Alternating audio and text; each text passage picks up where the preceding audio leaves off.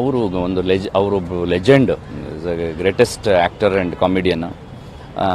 In fact ಅವರು ನಮಗೆ inspiration. ಒಬ್ಬ ನಿರ್ಮಾಪಕ ಆಗಿದ್ದೀನಿ ಅಂತಂದರೆ, ಒಬ್ಬ ನಿರ್ದೇಶಕನಾಗಿದ್ದೀನಿ ಅಂದರೆ ಅವರು ನಮಗೆ ಇನ್ಸ್ಪಿರೇಷನ್ನು. ನನ್ನ ನಿರ್ಮಾಣದ ಮೊದಲನೇ ಚಿತ್ರ ಕಲಾಕಾರ, ಅದರಲ್ಲಿ ನಿರ್ಮಾಪಕನ ಪಾತ್ರ ಇದ್ದಾಗ ಸರ್ ನೀವು ಆ ಪಾತ್ರವನ್ನು ಮಾಡಬೇಕಂದಾಗ ಒಪ್ಕೊಂಡ್ರು. ಸೊ ಅಂಥ ಲೆಜೆಂಡ್ಗೆ ನಾವು ಆ್ಯಕ್ಷನ್ ಕಟ್ ಹೇಳಿ ನಮ್ಮ ನಿರ್ಮಾಣದಲ್ಲಿ ಅವ್ರನ್ನ ಅವ್ರು ಆ್ಯಕ್ಟ್ ಮಾಡಿದ್ದಾರೆ ಅನ್ನೋದು ನಮಗೆ ಅದೃಷ್ಟ ಅದು.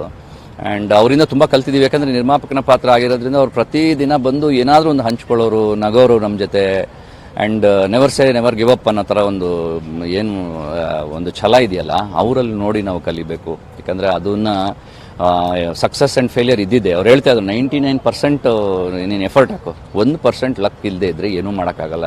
ಅದಕ್ಕೋಸ್ಕರ ನೀನು ವೆಯ್ಟ್ ಮಾಡಬೇಕು, ಅದಕ್ಕೋಸ್ಕರ ನೀನು ವೆಯ್ಟ್ ಮಾಡಬೇಕು. So we have to wait until ಅವರ್ ಅದು 1% ಲಕ್ ಏನಿದೆ ಬರೋಕ್ಕೆ ಕಾಯಬೇಕು. ನೀನು ಎಫರ್ಟ್ ಹಾಕ್ತಾ ಇರಬೇಕು. ಎಫರ್ಟ್ ಹಾಕಲಿಲ್ಲ ಅಂದರೆ ಏನೂ ಆಗಲ್ಲ. ಆ್ಯಂಡ್ ಯೋಗೀಶ್ ಅವ್ರನ್ನ ನೆನೆಸ್ಕೋಬೇಕು. ಯಾಕಂದರೆ ನಾನು ಕಾಮಿಡಿ ಸೀರಿಯಲ್, ಒಂದು ಹೋಗ್ಲಿ ಬಿಡಿ ಸರ್ ಅಂತ ಕಾಮಿಡಿ ಸೀರಿಯಲ್ನ ಅವಾಗ ಶುರು ಮಾಡಿದಾಗ ನಾವು ಬರೀ ಸೀರಿಯಸ್ ಪಾತ್ರಗಳು ಆ ಥರ ಮಾಡ್ತಾರೆ, ಎಮೋಷ್ನಲ್ ಪಾತ್ರಗಳನ್ನ. ಇಲ್ಲ ನೀನು ಕಾಮಿಡಿ ಮಾಡ್ತೀಯಾ ಅಂತ ಬೆನ್ತಟ್ಟಿ ಅವ್ರು ಮಾಡಿಸಿದ್ದಕ್ಕೆ ಇವತ್ತಿನ ದಿನ ನಾವು ಹಲವಾರು ಚಿತ್ರಗಳಲ್ಲಿ ಕಾಮಿಡಿ ಪಾತ್ರಗಳನ್ನ ಮಾಡಿದ್ದೀವಿ, ಕಾಮಿಡಿ ಸಿನಿಮಾಗಳಲ್ಲಿ ಆ್ಯಕ್ಟ್ ಮಾಡಿದ್ದೀವಿ. ಸೊ ಹಂಗಾಗಿ ಅದು I should thank them. And ಎಷ್ಟು ಹಲವಾರು ಜನ ಹೊಸ ಕಲಾವಿದರಿಗೆ, ಪ್ರತಿಭೆಗಳಿಗೆ ಅವಕಾಶನ ಕೊಟ್ಟಿದ್ದಾರೆ. ಸೊ ಅವ್ರ ಆತ್ಮಕ್ಕೆ ದೇವರು ಶಾಂತಿ ಕೊಡಲಿ, ಆ್ಯಂಡ್ ಅವ್ರ ಕುಟುಂಬದವ್ರಿಗೆ ನೋವನ್ನು ಭರಿಸೋಂಥ ಶಕ್ತಿ ಕೊಡಲಿ ಅಂತ ಕೇಳ್ಕೊಡ್ತೀನಿ.